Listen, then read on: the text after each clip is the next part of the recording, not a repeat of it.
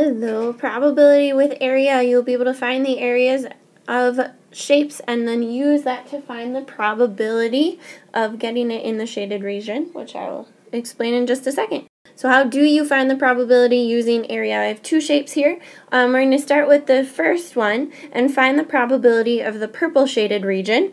And in order to do that, you actually have to find the probability of both shapes. So the square and the circle. We're going to start with the square. The square, the area there is 4 times 4, which gives me 16, and we're talking about units squared here. And then you want to find the area for your circle. The area for the circle is pi times r times r. And you might be saying, hey, Miss Younger, I don't know what the radius is. But actually you do. Because you know the diameter. The diameter of your circle is actually that length or that width of your circle. And so the diameter here is 4, which means the radius is 2. So 3.14 times 2 times 2, and that will give you an area of 12 and 56/100 units squared.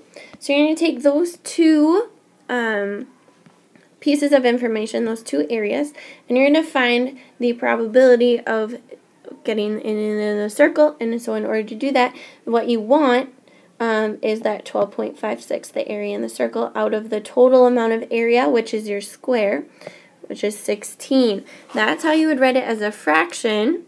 To find a percent, you're going to take 12.56, divide it by 16, and then that will give you your decimal. Timesing by 100 will give you your percent, which will give you 78.5%. So there is a 78.5% chance that you will get it in the circle, which is actually a high, which is good. The second problem that we have here is two circles, and then the probability of getting in the shaded region. Here I want to find the area of both circles. So the big circle area is going to be pi times r again, and you're going to have to kind of infer here this information. So if I know that going from here to here is 3, and that from here to here is 2, I know that that gives me a total radius for the big circle of 5. So 3.14 times 5 times 5 will give me the area, and that is 78.5, again, units squared. I'm going to abbreviate there. Then I want to find the small circle. Again, pi times r times r. The small circle is this area right here, and the radius here is just 2, as you can see from the picture. So 3.14 times 2 times 2. And that, when I multiply those together, it will give me an answer of 12.56 units squared. And now I want to find the area of the purple. So I need to think about this. I want the area of the bigger circle without that extra piece. So what I have to do here is subtract that bigger piece from the smaller piece. So 78.5 minus that 12.56, because that's not the shaded region.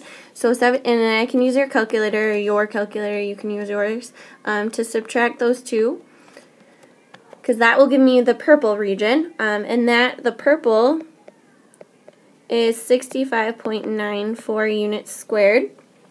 Now that's what I want, so 65.94 out of the total area, and the total area is that big circle, which is 78.5 units. That's my fraction, and then if I divide it by 78.5, I will get 0.84, and then that as a percent is 84%. So I have an 84% chance of getting in the purple region, and that answer makes sense because I have a large amount of purple region, so I should have a large number. All right, your turn. Find the probability as a percent and a fraction for the purple area. You will need to, let me change this. This should be a 7 here.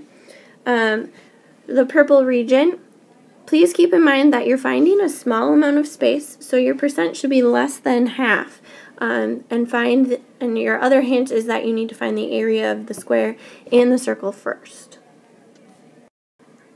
this is the end. We will go over the answer to the your turn in class. Thank you for watching. Have a great day.